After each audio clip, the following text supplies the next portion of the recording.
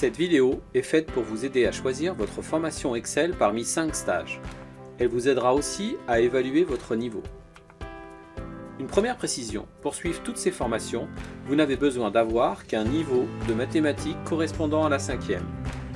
Les 4 signes d'opération, les nombres décimaux, les nombres positifs et négatifs et les pourcentages. Ces 5 stages sont l'initiation et les révisions, les calculs avancés, les bases de données et les tableaux croisés, dits TCD, les macros et la programmation visuelle basique. On utilise aussi l'abréviation VBA. Ces termes sont couramment utilisés dans le monde de la formation, mais ils ne sont pas clairs. Je vais donc essayer de vous expliquer ce qui se cache derrière chacun de ces intitulés. Je vous affiche le minutage de chaque formation pour que vous puissiez y accéder plus rapidement.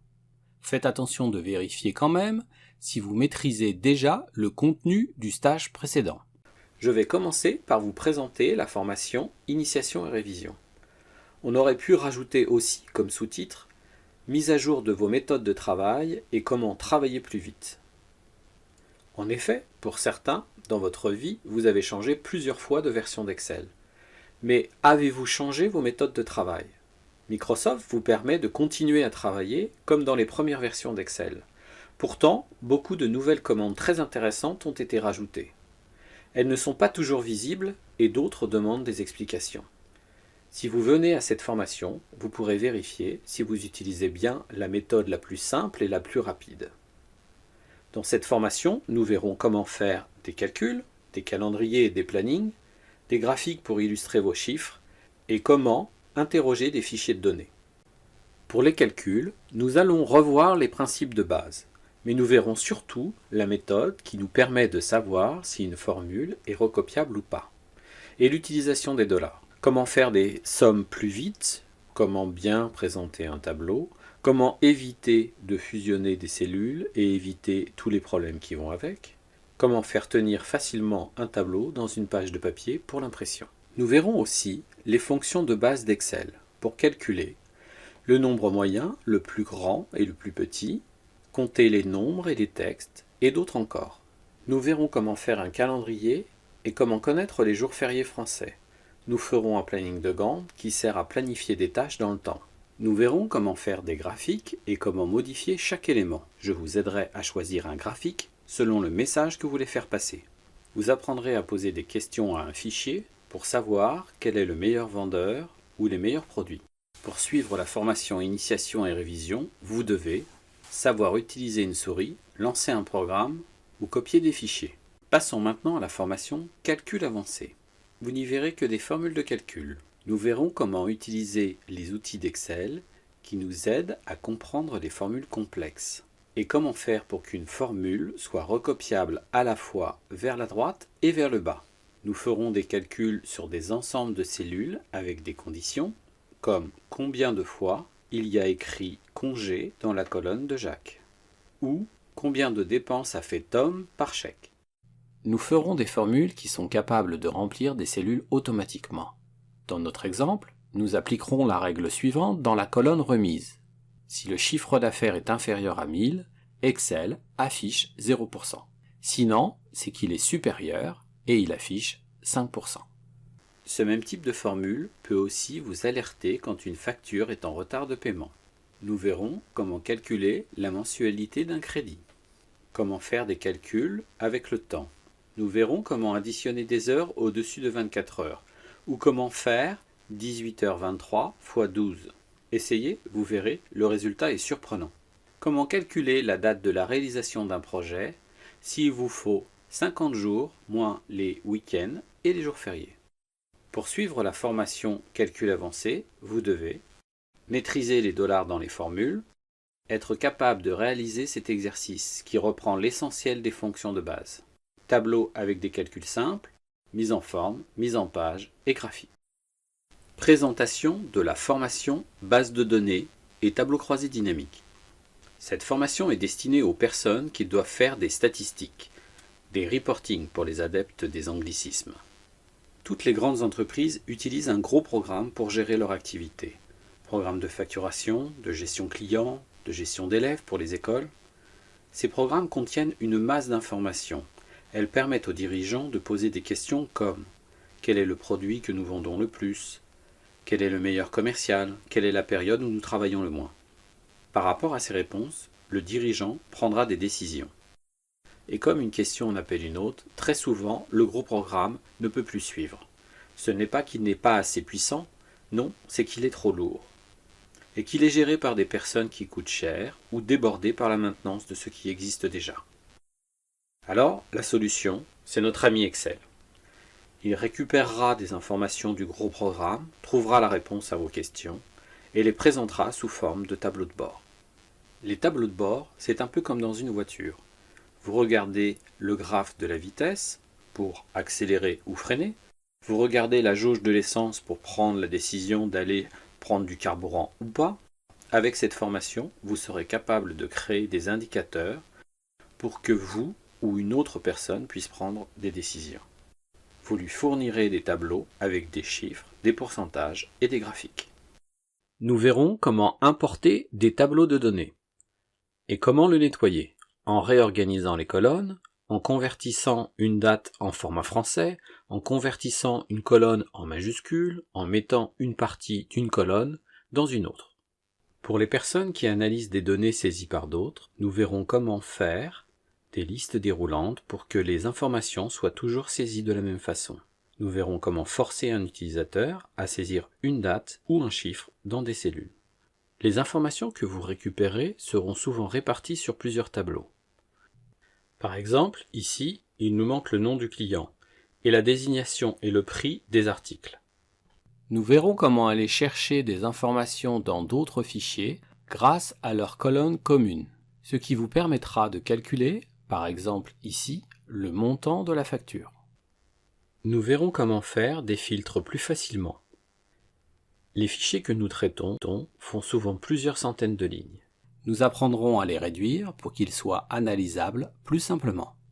Excel est capable de nous faire la liste de tous les agents qui existent dans le fichier et de faire la somme des quantités correspondantes. Si le tableau de gauche faisait 10 000 lignes de plus, le tableau de droite ne serait pas plus grand, bien sûr si nous avons toujours 3 agents. Si vous avez compris ce que je viens de vous expliquer, vous savez ce qu'est un tableau croisé dynamique. Sauf que le tableau que nous venons de voir n'est pas croisé. Vous avez ici un vrai tableau croisé. Vous avez toujours le total par agent, mais vous avez en plus la somme par produit. Nous croisons donc les lignes et les colonnes. Les TCD peuvent être aussi filtrés à partir de petites fenêtres sur des données texte et sur des dates. Vous apprendrez à faire des tableaux croisés avec des pourcentages et à en faire des graphiques. Voilà un exemple de tableau de bord complet, avec un tableau croisé qui contient les valeurs réelles, 2 tableaux croisés avec des pourcentages en ligne et en colonne, un graphique croisé dynamique et des fenêtres de sélection pour faire des filtres. Je pense qu'avec tout cela, vous avez de quoi analyser. Pour vous inscrire à la formation base de données et tableaux croisés, vous devez connaître l'utilisation des dollars dans les formules et savoir filtrer et trier un tableau. Présentation de la formation macro. Les macros servent à automatiser des tâches. Si vous avez remarqué que vous faites régulièrement les mêmes tâches, cette formation est pour vous. Par exemple, si vous importez tous les mois le même fichier et que sur ce fichier vous supprimez à chaque fois le taux de TVA, le montant de la TVA, le chiffre d'affaires TTC, que vous remettez le format date sur la première colonne et d'autres actions encore, alors vous devez faire une macro. Cette macro exécutera en un clin d'œil toutes ces actions pour vous. C'est un moyen d'éviter un travail inintéressant et de gagner du temps. Quand vous réalisez une macro simple, Excel écrit le programme pour vous. Nous verrons ensemble comment le déchiffrer et le modifier. Nous verrons à travers plusieurs macros comment automatiser les principales tâches apprises dans la formation base de données, le nettoyage des fichiers, le tri et les filtres, la mise à jour des tableaux croisés et d'autres astuces encore. Les conditions d'inscription au stage macro sont d'avoir un peu l'esprit logique, d'avoir le niveau du stage base de données et tableaux croisés. Présentation de la formation Programmation Visual Basic Application, dit aussi VBA. Ce stage est la suite du stage macro. Vous avez fait des programmes qui ne font que répéter une suite de commandes. Avec le VBA, vous allez rendre vos programmes intelligents et vous allez communiquer avec lui. Nous allons voir l'intérêt du VBA par rapport au macro. Si vous avez un fichier dans lequel vous voulez retirer par programmation la colonne taux de TVA, avec les macros, vous vous enregistrez en train de supprimer la colonne F, celle du taux de TVA. Le problème est qu'avec les macros, votre programme supprimera toujours la colonne F, même si le taux de TVA ne s'y trouve plus. Si par exemple votre fichier de données a changé. Avec le VBA, vous allez faire un programme plus intelligent, qui saura s'adapter à un nouveau fichier. Le programme va placer notre curseur en cellule A1 pour démarrer, et va déplacer le curseur d'une cellule vers la droite tant qu'il y aura écrit du texte. C'est ce qu'on appelle une boucle en programmation. Vous allez demander à votre programme, avant de se déplacer sur la droite, de se poser la question suivante. S'il est écrit taux de TVA dans la cellule, tu supprimes la colonne, sinon tu vas à droite. C'est ce qu'on appelle un test en programmation. Avec ce type de programme, taux de TVA peut être écrit n'importe où sur les titres.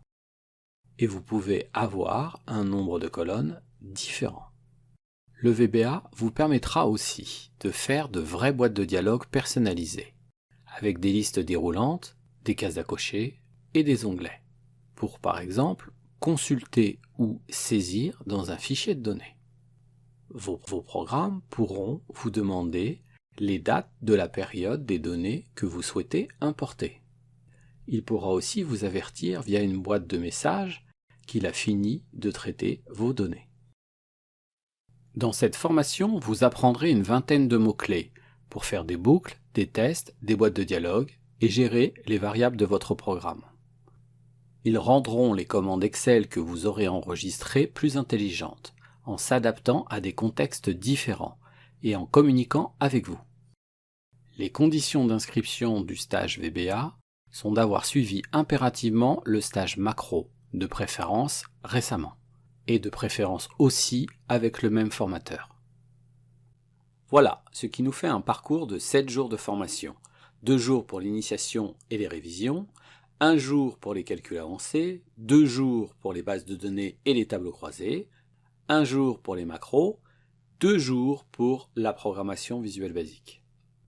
C'est la fin de cette vidéo. J'espère qu'elle vous aura aidé à choisir la formation qui correspond au mieux à vos besoins et à votre niveau. Bien entendu, le contenu de la formation peut varier selon le tour de table que nous ferons en début de formation et au niveau et au nombre de stagiaires présents ce jour-là. Merci d'avoir regardé cette vidéo jusqu'à la fin et j'espère à bientôt.